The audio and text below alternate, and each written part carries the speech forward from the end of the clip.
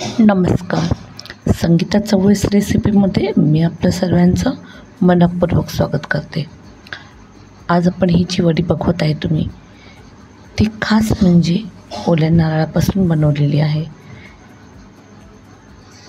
अगदी साध्या सोप्या, कमी वयामध्ये आणि कमी साहित्यातनी मऊ, लुसलुशीत आणि पांढरी शुभ्र अशी छान ओल्या नारळाची आपण बर्फी बनवणार आहोत. त्याकरिता मी ते छान ओले असे नारळ घेतलेले आहेत.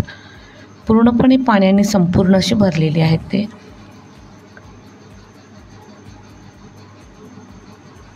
हे नारळ आता मी एक साईडला फोडून घेतल्यानंतर त्याचे पूर्ण बारीक काप करून घेतलेले आहे. मागची जी काळी पाठ आहे ती काढून घ्यायची आपल्याला. त्यामुळे आपला ओला नारळाचा चव आहे तो हा पांढरा शुभ्र निघून येईल. आता अशा प्रकारे त्याची काप करून घेतल्यानंतर आपण ते मिक्सर ग्राइंडरवर दरदर असं काढून घ्यायचं आहे आपल्याला. तुम्हाला साध्या मिक्सर पॉटमध्ये देखील काढून घ्यायचं चालेल. मी हा जो पॉट घेतला आहे त्याच्यामध्ये थोडंसं जाडसर येते. याच्यामध्ये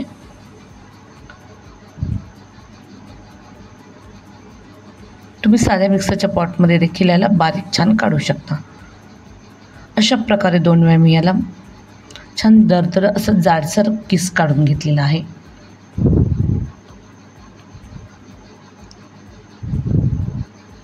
पूर्णपणे एक कटोरीभर समजा जो बाऊल दाखवला आहे मी तो 2 ओल्या नारळाचा चव काढलेला आहे.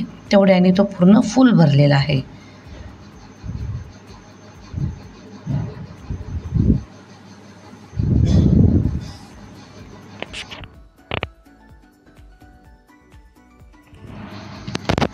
आता तो आपण डायरेक्ट कढईमध्ये मी भाजून घ्यायचं आपल्याला. थोडंसं इथे थोडा व्हिडिओ माझा स्किप झालेला आहे. कढई गरम करायला ठेवायची आणि त्याच्यामध्ये अर्धा चमचाभर साजूक तूप घालायचं आहे. साजूक तूप घातल्यानंतर हा जो आपण ओल्या नारळाचा चव टाकत आहे ते व्यवस्थित छान भाजून घ्यायचं आपल्याला. सोबतच मी अर्धी वाटी त्याच्यामध्ये मलाई ॲड केलेली आहे आणि अर्धा वाटी दूध ॲड केलेली आहे.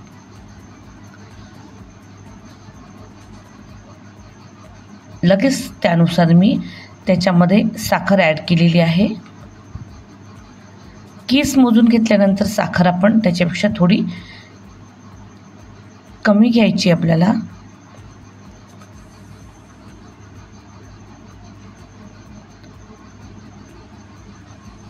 इथे मी पूर्ण बाउलभर जेवढा किस घेतला होता त्याच्या मी अर्धा वाटी साखर कमी घेतलेली आहे. म्हणजे इथे मी वाटीप्रमाणे 2.5 वाट्या साखर त्याच्यामध्ये ॲड केलेली आहे. 5 चमचे ते सोबतच मी चवीसाठी मिल्क पावडरचा वापर केलेला आहे.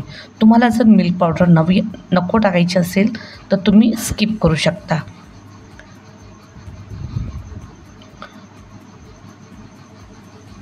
पण मिल्क पावडर टाकल्यामुळे टेस्ट फार छान येते. त्यामध्ये आपण मलाई देखील ॲड केलेली आहे. त्यामुळे सॉफ्ट आणि मऊसूत पांढरी शुभ्र अशी बर्फी ओल्या नारळाची तयार होते.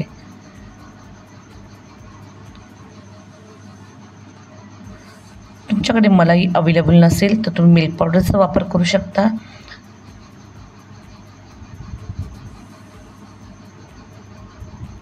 अशा प्रकारे पूर्णपणे असा व्यवस्थित साखरेचा छान पाक झालेला आहे आपल्यासोबत. कारण त्यामध्ये आपण मलाई आणि दूध दोन्ही ॲड केलेलं आहे.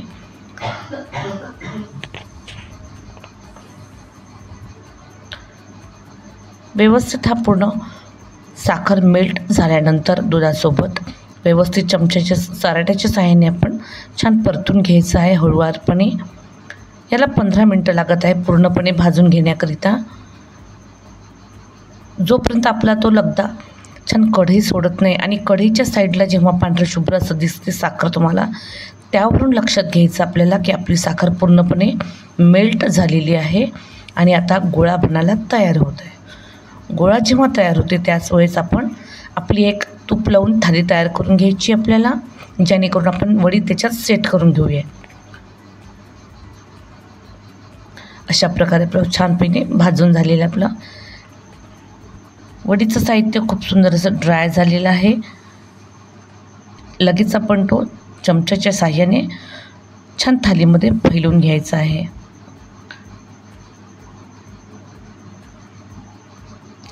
एक मी छोटा पसरट चमचा घेतलेला आहे, त्याला थोडंसं तूप लावलेलं आहे आणि तुपाच्या साहाय्याने आपण, तुम्ही एखादी वाटी देखील घेऊ शकता. वाटीला खालच्या साईडला तूप लावायचं बोटभर आणि त्या वाटीने सेट करू शकता वडी. आपण साईडचे जे कॉर्नर निघत आहे ते छान सारट्याच्या साहाय्याने आपण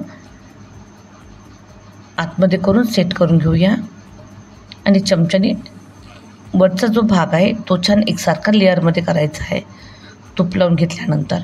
अशा प्रकारे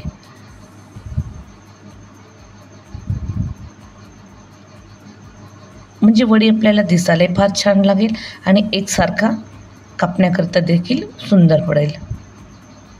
असं चमच्याच्या सहाय्याने पूर्णपणे मी सेट करून घेत आहे.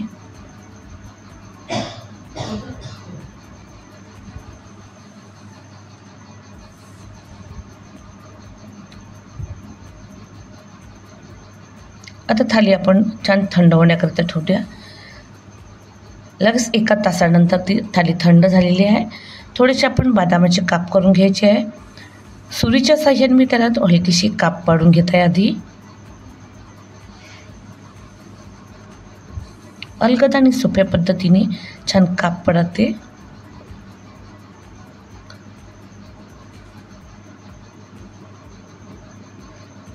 वडी सेट होण्यासाठी देखील 2 तासाच्या वर लागत नाही. इथे 1.5-2 तासामध्ये वडी सेट झालेली आहे. साईडचं कॉर्नर मी काढून बघितलेलं आहे व्यवस्थित. आता त्यावर आपण सजावटीकरिता छोडेसे काप घालणार आहोत अशा पद्धतीने, म्हणजे वडी फार छान दिसत आपली. ज्यावेळेस वडी दिसायला फार सुंदर दिसते त्यावेळेस म्हटलं खाण्याकरिता देखील खूप सुंदर अशी लागत आहे. तुम्हाला वडीची रेसिपी कशी वाटली ते शेअर करून कमेंट्स करून सांगा. आणि माझ्या चॅनलला तुम्हाला लाईक करायचं आहे, सबस्क्राईब करायचं आहे.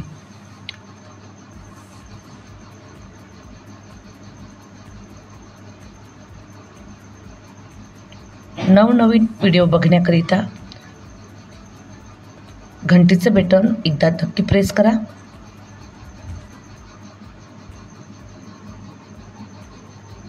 वडी सेट झाल्यानंतर आपण ती छान सुरीच्या साहाय्याने काढून बघूया. बघू शकता तुम्ही, सुरीला दाखवत आहे मी, सुरीवर घेऊन खूप सुंदर अशी निघालेल्या आहे वड्या. चला तर गणपतीच्या आगमनाची तयारी आपण सुरू करूया. या ओल्या नारळाच्या तवापासून आपण गणपतीच्या आगमनाकरिता ओल्या नारळाची बर्फी तयार झालेली आहे.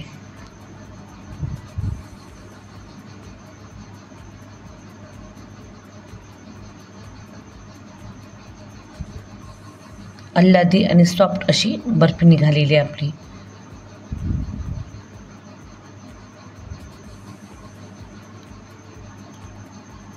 बाकीच्या वड्या देखील मी साईडला काढून घेत आहे. बघू शकता तुम्ही, एकदम साध्या सोप्या ह्याच्यामध्ये निघून येत आहे. अगदी परफेक्ट अशी बनलेली आहे. तुम्हाला बाजारात जेव्हा पॅकिंगमध्ये मिळते ती अशाच पद्धतीची बर्फी आहे. ती खाण्याला देखील आपण तीच चव येते. तुम्ही जरी त्याचं एक बाईट घेतल्यानंतर नक्कीच तुम्हाला हॉटेलसारखी आठवण येते.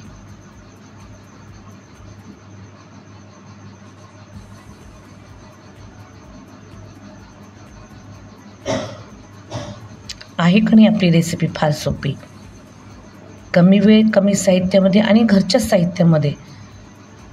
फक्त 2 नारळापासून आपण खूप सुंदर असं चविष्ट गणपतीसाठी नैवेद्य आणि आगमनाची तयारी करता आपण छान पहिल्याच दिवशी जो प्रसाद करणार आहोत त्याच्यासाठी बर्फीचा नैवेद्य खूप परफेक्ट आहे.